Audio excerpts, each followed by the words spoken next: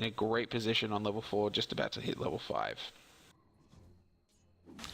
In terms of CS, Naga's doing really well, but the leader right now is Clinks, and very close behind Markyi. Close behind that Naga Siren. So Markyi's doing pretty decently in his lane. He's got his mana boots all up and running, so a little bit more mana independent. He's going to be able to get that leash seed off a little bit more often now. That's right. The other thing is that's going to mean Gales consistently, all the time. Gales will be coming out. Oh, that's true. With the and Venomous, as you said, sitting here on full mana.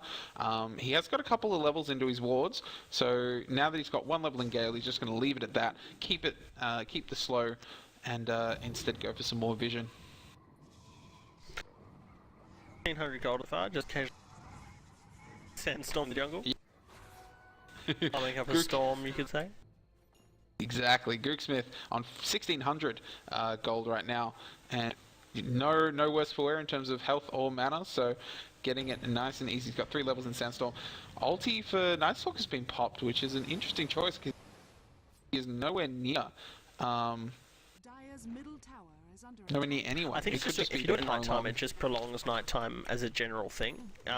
It's the most efficient way to use it. Perhaps that's what he's trying to do.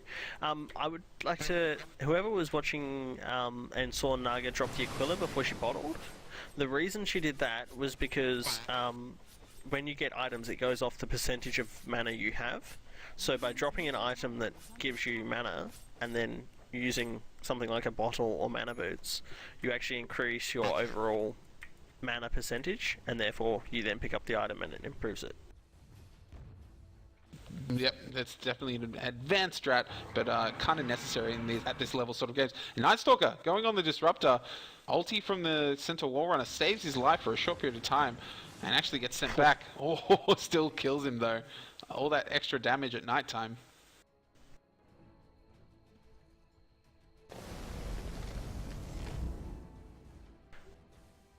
And now a lot of aggression on IWJ. He could be in a little bit of trouble. Gets a shackle off on the Treant. And Treant copying a lot of right click. Not right click, tower damage I should say. One more going to be coming in. Cancels the salve.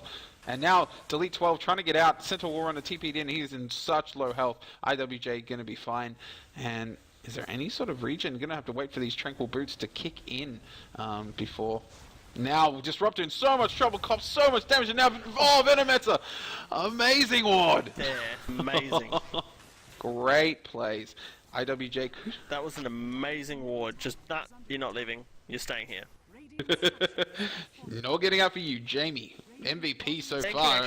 Just true to that. He's good to go. If he knew what Naga was up to just there, I would Naga would lose her Aquila. Middle tower is under attack. I'm not really sure it's worth it for the 3 attributes into intel, but I guess any advantage you can get is an advantage. Yeah, and being able to spam your Riptide just that little bit more, getting 1 extra Riptide is all worth it. Especially now she's sending them out to farm the creep camps. She's got a no love with the Riptide thanks to those golems.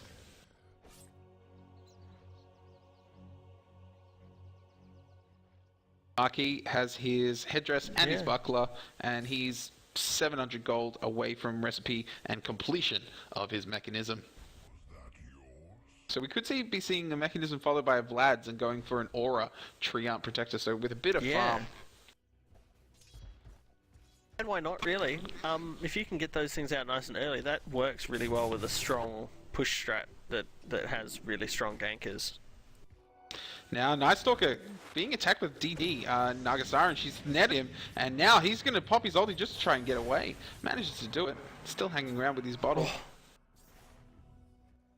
The ulti from Centaur Warrunner. I don't think Venomancer expected to get it at all. Like, he kind of just galed and then ran straight away. I think it was just enough to get him out.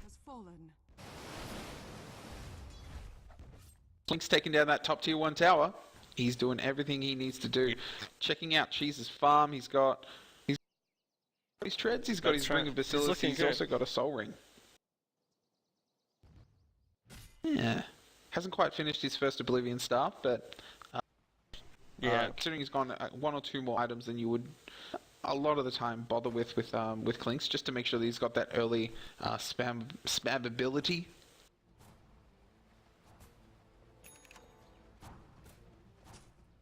Mech is finished on the Treant Protector, and he just gets... Oh wow, that's a 10-minute mech and Blink Dagger. Their supports are rich. Now IWJ just trying to keep up with his farm and not managing it. I mean, the Treant has been harassing like a pro. He's level 7, he's matching levels with IWJ and has significantly more farm. So Markyi has got the better from this lane. IWJ has had a hard time. He's got a bottle, he's got a shield, he's got browns, and a wand. And he's being pulled away to defend. And I think part of the Treant strat here is they're just not going to lose any towers. They're going to make sure those towers stay up, don't get taken down, and they're just going to not feed any gold. He's going to, or was going to, initiate or go on the Disruptor, gets it back, and he's just like, okay, I'll just finish off this tower then. Tanky Treant is already sitting there with, 1100 health, almost 1200. He didn't care, he's just casually stacking up, 3.3 strength every level? Yep. My bet, we're going to be seeing a Morbid Mask very, very soon. One more creep hit, he's going to buy it from the side shop. Clinks, Soul Ringing, getting all the mana he needs, and he's going to permanently be able to... Yeah, I really like the idea of Soul Ring Death Pact. That's really quite cool. It's never occurred to me. I use Soul Ring for a lot of heroes, but never would have thought of it on the Clinks, but it makes sense. Not just Soul Ring Death Pact, but Soul Ring Skeleton Walk. I mean, if you get caught without 75 mana, and it you're kind of dead because you get towers with Searing Arrow. So you go, oh, no, I'll get the tower. He's looking at this tower. He wants to get it, and he will. There we go. No backdoor protection. Tower steal. That's right. You can do it. Why not? Yeah. Especially with the Treant armor, which is going to negate a fair few of those tower hits to nothing. That's right. Definitely worth it. Yeah, it significantly improves protection. We got Blink Dagger coming out on Sentinel. That could change things up a bit. It could, but I am kind of worried for Team Moops at this stage. There is a lot of farm, a lot of gold coming out for Team Markyi, and it seems like they're coalescing in the bottom lane, ready to try and initiate on this Ember Spirit. Ember Spirit could find himself in a lot of trouble. Oh, nice placement of that Spirit, making sure that he does not get caught out. Fire Remnant saving his life. Look at Cheese just taking out IX casually. And that's all he needs to do now. He can sit there and farm heroes. He's almost got Orchid. He'll have Orchid by the time they push this wave out.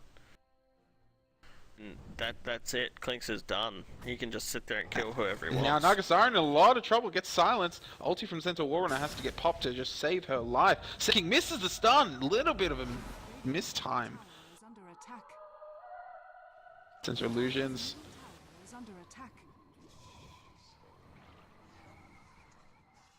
Looks like we're actually looking at a Radiance Naga. Yeah, generally the meta with any Naga that goes mid, it just really increases the farming potential. But it does depend how quick we see the Radiance coming out. And at the moment, that's right. Where are we? What's she got? She's almost got her relic. Still a little bit away. If only they knew that Centaur was sitting there with 119 health. You would be so worried. Sentinel's not quite big enough, unfortunately. Delete 12, just trying not to breathe through his nose, through any orifice, just protect the oxygen through his skin cells. I can do it, I can do it. Don't make any sudden movements. And these guys are just absolutely happy to siege, bottom or middle tower, and just let the Clinks push a separate tower of his own, do his own thing, get his farm. And Orchid is up and running. 14 minutes, shy of the 15-minute mark, and Orchid is done. And this is... That's right, and that tower's his. If he wants it, he can claim it. Yeah, easy. He gets hemmed in by a good Fisher, but he's going to be fine. Now Disruptor! Going on, does he have the send back? No vision. Just doesn't cut it. Actually, there was vision. There should have been vision. That Thunder Strike. And now, Fedora Lord looking at going in at mid. He's gonna push out these creeps. His ulti gonna be off cooldown pretty darn soon, and there's gonna be an extended nighttime coming out. And Team Moops are going to be a little bit sad about that. Ember Spirit being initiated on Clinks, dealing a hell of a lot of damage. Actually kills him thanks to that silence. And that's notch in Clinks' belt thanks to that Orchid. That's right, and it's just going to get so much worse. They've got Blink Dagger on Earth Spirit. Not Earth Spirit. We don't have Earth Spirit. Coming down. Whoa, huge amount of damage on Cheese. Cheese gets actually living armored up, and now he's just going to turn and actually start fighting. Holy, down goes 2 heroes, both supports, and oh dear. Amazing earn just there. On the way through, just casually earns him, saves his life. Yeah, huge, and the amount of regen that's coming out both from the global living armor of Treant and the nice earn pickup for Fedora Lord. Yeah, that's amazing. Yeah. And that Blink Dagger on Green Protector and the Sand King just means so much initiation. They could potentially go for racks within the next 5 minutes easily.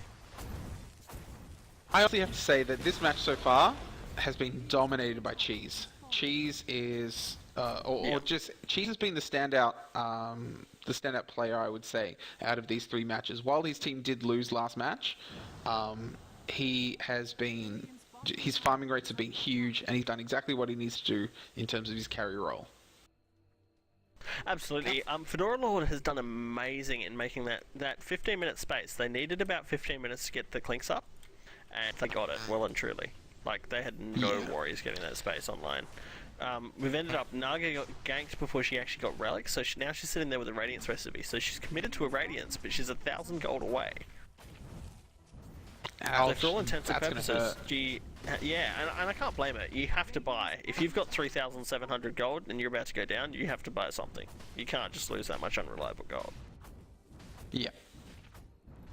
So yeah, and as we were saying, like, it comes down to the question of individual skill versus team coordination. And now, actually, down goes the Night Stalker actually gets shackled up, and oh no, Gorgonite's gonna miss all in his epicenter. I'd actually say bit of a this whiff game, epicenter there. we've had a lot more coordination from Markyi. Yes, this is true. Now, Disruptor could catch a fair amount. Has he got his ulti? Still has got his ulti. Treant ultis. And now, Night Stalker almost going to go down. Oh, zip in from Ember Spirit. Now, Treant is down. Clinks is down. Earthshaker and Centaur are down on the side of Team Moops. I'm not sure how Earthshaker didn't get to ulti then. He must have... I think they were a little bit hesitant. That is the catch with the Naga ulti, unfortunately. And now Venomancer, a couple more right clicks. Centaur's going to finish off with a double edge, and that's a 5-man team wipe. There was a buyback from the Centaur War Runner, if not the Earthshaker as well, I think. So some buybacks coming out to seal the deal, and they haven't lost that tower yet. So reasonable defense. Now, as we were saying, the last couple of games, Team Moops have had the upper hand in terms of team coordination. I do find it interesting that Disruptor held on to Static Storm for so long. I mean, after that Naga ulti, Static Storm probably should have been dropped when he kinetic fielded these guys, 3 heroes in there. It was kind of important to silence them. And the other thing is, Static Storm escalates. So you're not actually too concerned if you miss the first few seconds of it. You want to catch those last 3 seconds. That's when it's really doing a good chunk of damage. The other catch is, when you've got a Naga ulti coming down, if you're the ones initiating with Naga ulti, while you have the advantage of setting up the initiation how you want, you do have a bit of a disadvantage in that the other team just gets to sit there and spam their button. They just get to hit it as fast as they possibly can. You can't, because you can fire off your spells without actually hitting anyone. Yeah. You have to make sure you have that reaction time difference, whereas it's instant. That's right. Whereas with them, it's as fast as they can push the key. They can just spam that button. We've got a Rosh going down here. He is going to drop again. Probably should have done it on the first push. I think if they'd done that on the first push, they probably would have been in a better position. But at the end of the day, it doesn't really matter. They have it now. Yeah. Now, Necrobook is up and completed for the